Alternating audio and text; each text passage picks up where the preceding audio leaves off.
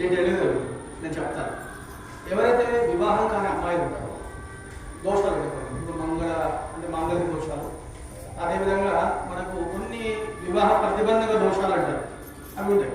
ఈ వివాహ ప్రతిబంధక దోషాలు ఉన్న వాళ్ళు ఏం చేయాలంటే కాత్యాయని దేవి వ్రతం చేయాలి. ఇది అమ్మాయిలో చేయాలంటే అమ్మాయిలో కాదు, అబ్బాయిలు కూడా చేయొచ్చు.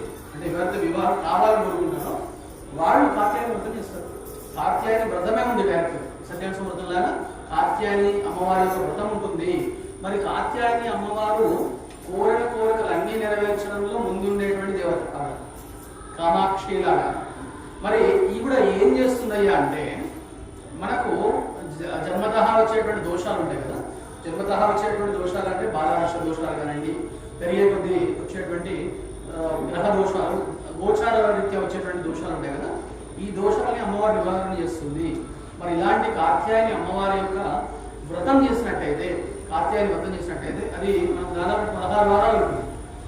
16 వారాలు అంటే ఇప్పుడు మనం ఏం చేయాలంటే ఇంట్లో ఒక పీఠాన్ని ఏర్పాటు చేసుకొని కాత్యాయని అమ్మవారి యొక్క పటాన్ని పెట్టుకొని, అమ్మవారి బుక్కు దొరుకుతుంది చిన్నవి, కాత్యాయని అమ్మవారి వ్రతం బుక్కు దొరుకుతుంది, ఆ బుక్కు పెట్టుకొని 2 పళ్ళ గుట్టలు పెట్టుకోవాలి. పళ్ళ గుట్టలు పెట్టుకొని 11 పళ్ళు పెట్టుకోవాలి, ఏదైనా ఇష్టం పళ్ళు పెట్టుకొని ఆ యొక్క అమ్మవారికి ఆ కల్పోక్త విధానంగా పూజ చేసుకోవాలి.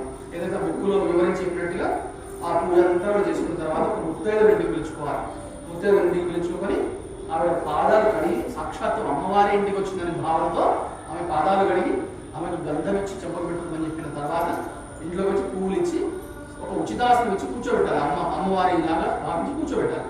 ఆ తర్వాత ఎక్కడైతే మనం వ్రతం చేసుకున్నటువంటి పీఠం ఉంటుందో ఆ పీఠం దగ్గర ఆవిడ కూర్చోబెట్టుకొని చక్కగా అక్కడ కడిగినా సరే పాదాలు కంచె పెట్టుకుని ప్లేట్ పెట్టుకుని దానిలో కడిగి పసుపు రాసి చక్కగా అమ్మవారి యొక్క భావనతో ఆవిడకు ఒక పళ్ళ ఉంటే వారి నిండా ఇవ్వాల్సి ఉంటుంది. వారిని వచ్చి ఈ ఉద్యాపన రోజున పుస్తకం కూడా ఇచ్చేదాన్ని, ఏదైతే చదువుకున్నది అమ్మాయి ఆ పుస్తకం కానీ లేదా కొత్త పుస్తకాలు 11 తెప్పించుకొని ఒక 11 మంది ముత్తైదులు పిలుచుకొని ఆ చివరి రోజు ఉద్యాపనాలు చేసుకోవాలి. అట్లా చేసినట్టయితే ఈ యొక్క వివాహ ప్రతిబంధక దోషాలు పోతాయి. కాత్యాయని అమ్మవారి యొక్క విశిష్టమైనటువంటి రూపం ఏంటంటే చాలా చక్కటి రూపం ఆవిడది. ఆవిడ ఒక గోధుమ రంగు వర్ణము కలిగినటువంటి ఒక చీర ధరించి ఈరోజు గుమ్మడికాయతో చేసినటువంటి వంటకాలు భుజిస్తూ మనల్ని రక్షిస్తూ ఉంటుంది.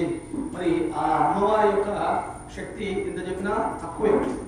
కాబట్టి మీరందరూ కూడా ఎవరైనా ఈ మెసేజ్ చెప్పండి, చాలా మంది చెప్పండి.